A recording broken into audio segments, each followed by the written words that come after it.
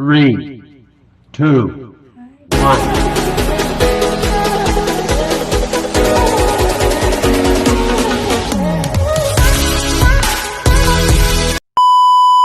Ayan guys, hello! For today's video is requested by Rodi and Soul OFW Vlog. Hello sis, shout out sa'yo. Yung gamit ko is Pixilab lang kasi easy lang siya para sa akin. Ayan guys, kung bago ka pa lang sa aking channel, huwag kalimutang ihambalos yung subscribe button, like, comment, and pag-click yung notification bell, all kalimbang, all. Let's start! Kung wala pa kayong apps na Pixilab, punta kayo sa Play Store at i-download nyo tong Pixilab.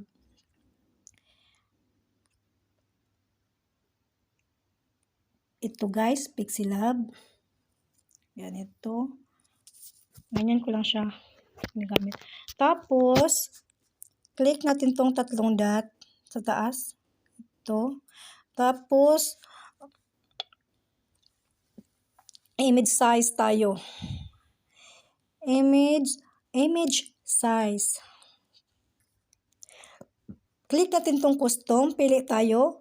Meron diyang pagpipilian kung ano ang profile picture, YouTube banner, YouTube thumbnail, Facebook cover art, o yan. So, dito tayo sa YouTube thumbnails. Next time, yung YouTube channel banner na naman yung gagawin ko. Sa ngayon, YouTube thumbnails ang gagawin natin. Example lang to guys ha. Ayan sis, nakuha mo na. YouTube thumbnails. Tapos, okay tayo guys. Ayan. Yan yung size sa YouTube thumbnails. Tapos, pili tayo ng image. Kung ano yung image na gagawin na ilalagay natin. Kaya kung wala pa kayong image guys, punta tayo sa Google. Punta tayo sa Google. Mag-download tayo ng image na gagamitin natin sa thumbnails. Ano bang magandang background? Thumbnails, YouTube thumbnails background. Ayan.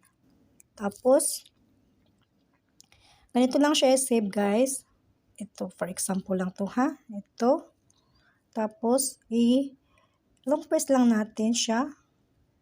Tapos, download image. Ayan guys. So, siya naka-download na. Balik tayo sa PixArt. Pixilab. At, ayun. Ito. Ayan na siya guys. So, check natin. Pagkatapos, anong ilalagay mo dyan? Lagyan ko siya ng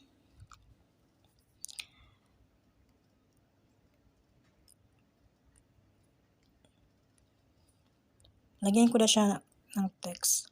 Saglit. Ito guys. Lagyan ko siya.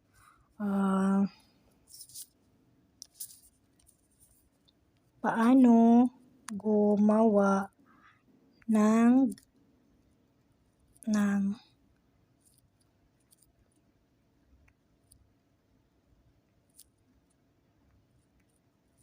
thumbnails gamit ang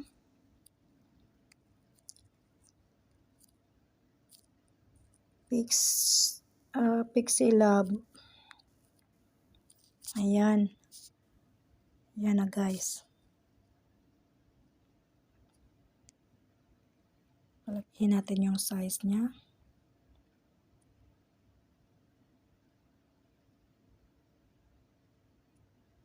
Ayan, tama na yan. Pagkatapos, color natin. Pili tayo ng color na parang blue. Ayaw masakit sa green, white, or ano bang color na gusto nyo. ito. Sample lang ito. Blue muna gamitin ko. Tapos, yung pili tayo dito kung anong gusto nating style lang. Letters. Pagkatapos, spacing line ko muna siya, guys. Okay na yan. Ganyan. Okay na yan siguro. Pagkatapos, stroke. Lagyan na siya yung stroke para yung black lang siguro. Parang maano. Sakit sa mata. Ganyan lang, guys. Ayan. Pagkatapos, spacing ko muna. Lagyan din siya natin ng picture. Example lang to, guys, ha.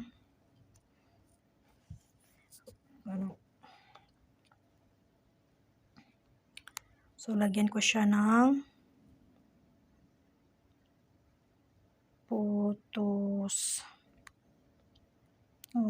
Picture ko dito. Wala namang. Kaya yan na lang, guys. So, erase ko pa siya.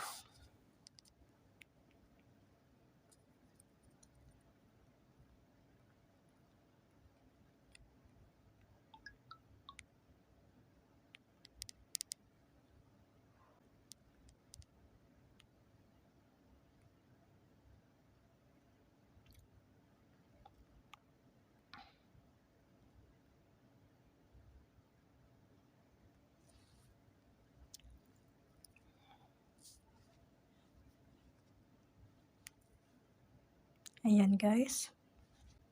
Pagkatapos, isi-save na natin siya, ha. Save natin. Save to gallery. Punta tayo sa YouTube Studio. Then, meron na ba kayong YouTube Studio? Sa YouTube Studio tayo, guys, ha. Pagkatapos, dito tayo sa content natin. Content. Tapos, example ko lang today, guys, ha. Tapos, i-delete ko din kasi hindi naman to para sa gali ko lang to. And then, itong parang may lapis, i-click nyo yan. Ayan. Pagkatapos, ito, parang lapis pa din, i-click natin. Tapos, ito, custom thumbnails, click natin yan. So, ito na, guys. O, diba? Ayan na. Tapos, i-save na natin done. Click natin yung done. Tapos, click natin save. Ganun lang ka, simple, guys. Ayan, nalagay ko na siya sa thumbnails ko. Yun lang, guys. Napaka-easy. Thank you for watching.